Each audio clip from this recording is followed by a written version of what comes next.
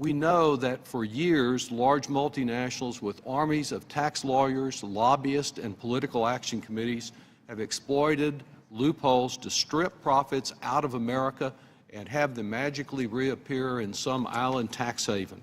We've had estimates of offshoring and tax dodging costing as much as $100 billion every year.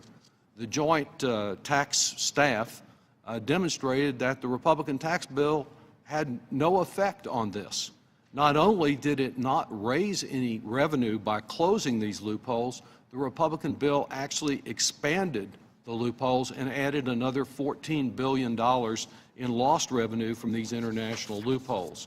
Mr. Phillips, I would ask you whether or not it's correct that the Trump Republican tax bill, by establishing a tax rate for international investments made in other countries that is seldom more than half the rate that's charged for investments here in America and often may be zero, and the second provision that establishes an arbitrary 10% tax-exempt rate on overseas tangible investments, whether all of that doesn't significantly increase the incentives for offshoring both profits and American jobs.